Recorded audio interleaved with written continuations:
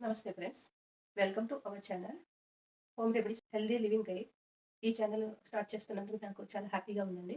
ఈ ఛానల్‌లో నేను హోమ్ రెమెడీస్ అండ్ హెల్తీ టిప్స్‌ని మీతో షేర్ చేసుకుంటున్నాను.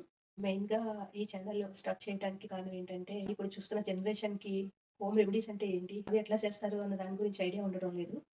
వాళ్ళు ఏమైనా చిన్న ఇష్యూస్ హెల్త్‌కి సంబంధించి కాఫ్ కానీ, కోల్డ్, మైల్డ్ ఫీవర్ ఇటువంటివి వచ్చినప్పుడు వెంటనే మెడిసిన్స్ యూజ్ చేయటం గానీ, డాక్టర్స్ దగ్గరికి వెళ్ళిపోవడం ఇట్లా చేస్తున్నారు. దాని బదులు ఫస్ట్ హోమ్ రెమెడీస్ అనేవి ఒకటుంటాయి.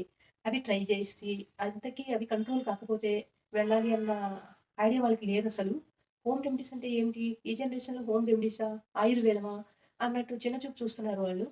మా జనరేషన్‌లో అయితే మా అమ్మమ్మగారు, మా అమ్మగారు ఫస్టు ఈ రెమెడీస్ అన్ని స్టార్ట్ చేసి అవి 1 ఆర్ 3 డేస్ అలా 4 డేస్ ఉంచేవారు. అవి తగ్గకపోతే అప్పుడు డాక్టర్స్‌ని అప్రోచ్ అవ్వడం గానీ, వాళ్ళు ఇచ్చే టాబ్లెట్స్ తీసుకోవడం అట్లా చేసేవారు.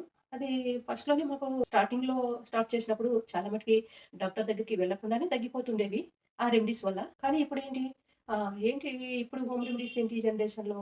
నువ్వు తెల్లపిచ్చా ఈ టైం దాని బదులు టాబ్లెట్ తెచ్చి వేసుకుంటే అయిపోతది. అవి ప్రిపరేషన్‌కి టైం తీసుకుంటుంది. టాబ్లెట్ అయితే ఇట్లా తీసుకొని వేసేసుకుంటే అయిపోద్ది, తగ్గిపోద్దిగా. దానికోసం హోమ్ రెమెడీస్ ఎందుకు అనేసి ఈ జనరేషన్ అంటుంటే నాకు చాలా బాధ అనిపిస్తుందండి. Precaution is better than cure అంటారు కదా! ఫస్ట్ మనం ప్రికాషన్ తీసుకోవాలి కదా అసలు. అది వీళ్ళలో లేదు. ఈ జనరేషన్‌లో. దీని గురించి నేను టిప్స్ కానీ, రెమెడీస్ కానీ చేసి ఫస్ట్‌లోనే ఏ విధంగా తగ్గించుకోవాలో చేయాలనుకుంటున్నాను. జనరేషన్ అవి తెలుసుకుంది. ఆ రెమెడీస్‌ని ఫాలో అయ్యి వాళ్ళు ఫస్ట్‌లోనే అది క్యూర్ చేసుకోగలిగితే అదే చాలా హ్యాపీ అండి. మళ్ళా ఈ ఛానల్ స్టార్ట్ చేద్దామని నేను స్టార్ట్ చేశాను.